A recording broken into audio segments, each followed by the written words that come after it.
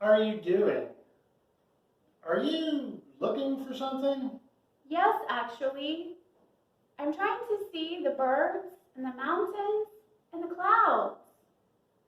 I think you're doing it wrong. What do you mean? Well, let me ask you this. Have you been able to see any birds or the mountains or the sky? No, actually. I haven't been able to see anything. I think these are broken. Let me try.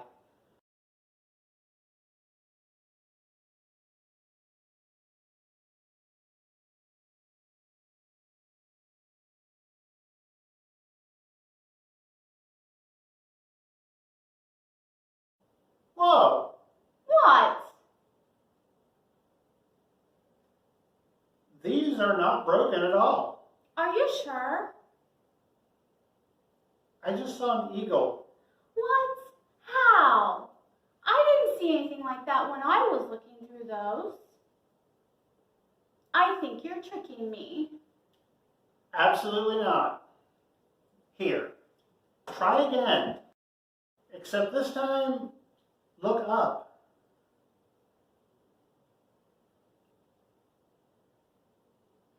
Oh, wow. That's amazing. I see the eagle too. Hello, and welcome back to Kidz Biz. Today's topic, look up.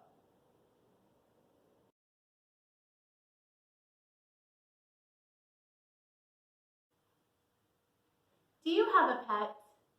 We do, but not your typical pet. We have a turtle. She is a little sassy, but a whole lot of fun. Oh yes. What fascinates me, though, is what she does at feeding time. Do you know what she does? She looks up. She always eats in the morning, and if I don't get her food to her right when she thinks she needs it, she has her foot on her feeding dish, staring at me and looking up. Even when I take out her feeding dish to put the food on it, she continues to look up until that food dish is down in front of her and she's ready to dive in. Why does she do that?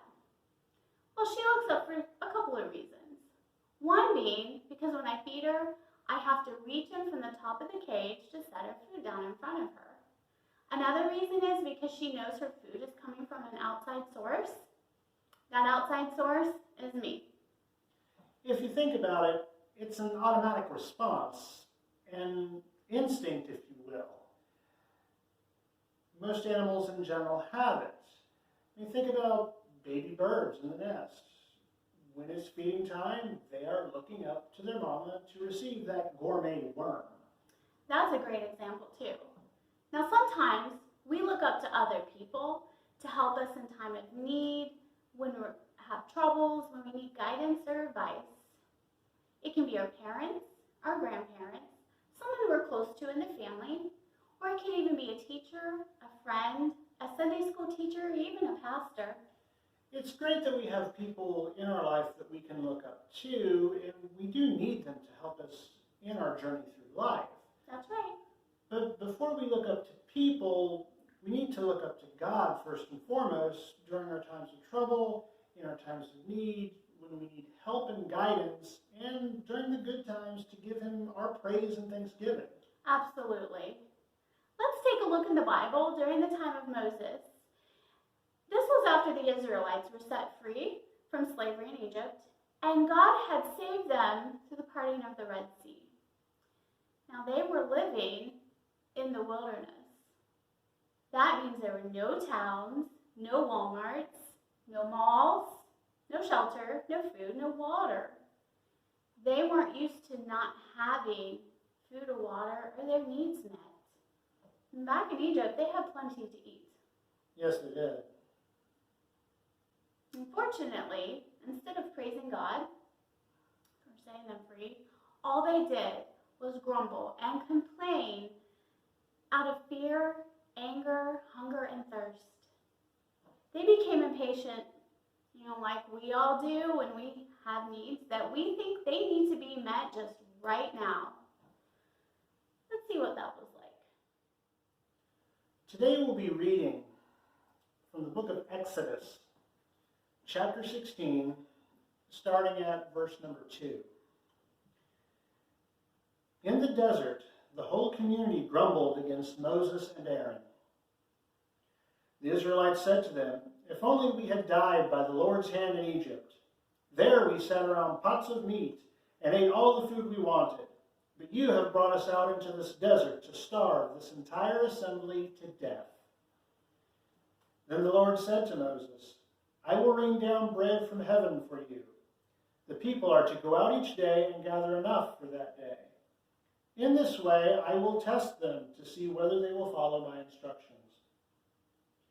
On the 6th day, they are to prepare what they bring in, and that is to be twice as much as they gather on the other days."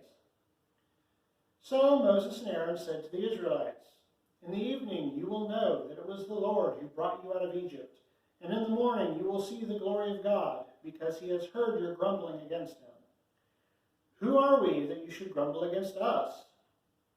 Moses also said, "You will know that it was the Lord when he gives you meat to eat in the evening and all the bread you want in the morning, because he has heard your grumbling against him.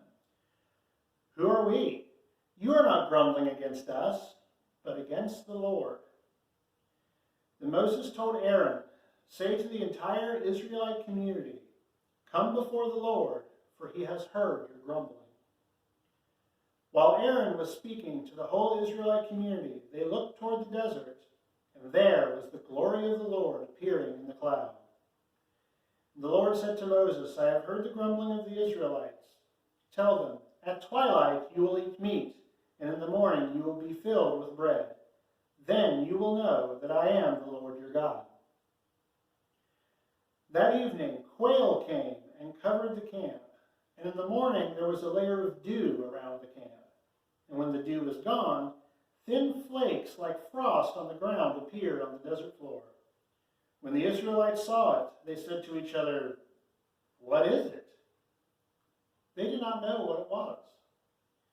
Moses said to them, "It is the bread the Lord has given you to eat. This is what the Lord has commanded. Each one is to gather as much as he needs. Take enough for each person that you have in your tent." The Israelites did as they were told. Instead of grumbling and complaining all the time, the Israelites simply needed to look up for their needs from God. You know, we have so much at our fingertips in this day and age. Yes, we do. It's hard to imagine what it was like ever having to live in the wilderness. I wonder if we could ever talk to an Israelite, what would their story be? What was it like, you ask? Let me tell you. There I was in the middle of nowhere with the others, wondering when we were going to get something to eat. Then Moses and Aaron came by and said, "God's going to take care of us." I didn't believe them at first, if I'm honest. But then that night, quail came down, hundreds of them, thousands of them, quail everywhere. And we ate well. But then shortly after I thought, what are we going to do in the morning? And Moses said, "Don't worry, be happy, and just go to bed." So I did. Then I get up the next morning, and there's stuff falling over the ground everywhere. And we all looked at it, and we said, "Hey, Moses, what is this stuff? We've never seen it before."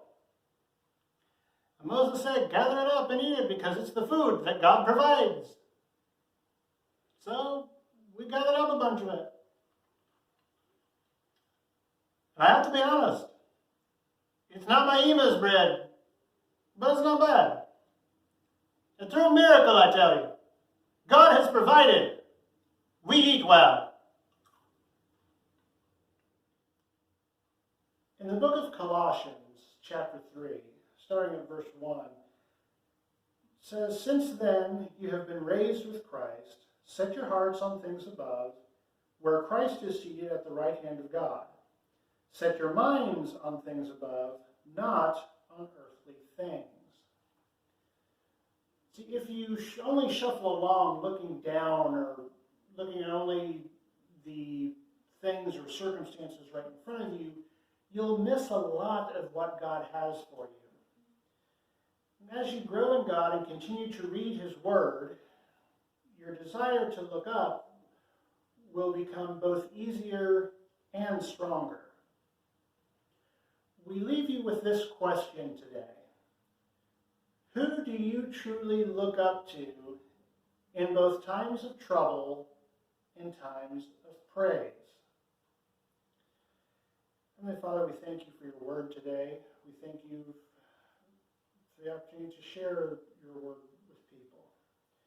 God, I ask that you would allow each of us to be reminded that it is truly you that we need to look up to, both in the good times and the bad.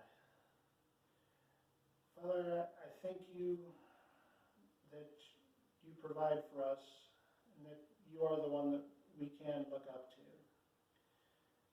Empower us and remind us that you're in control and will take care of everything that we need. In Jesus' name, amen. Amen. Thank you for joining us. We love you guys, and we'll see you next time. See you next time.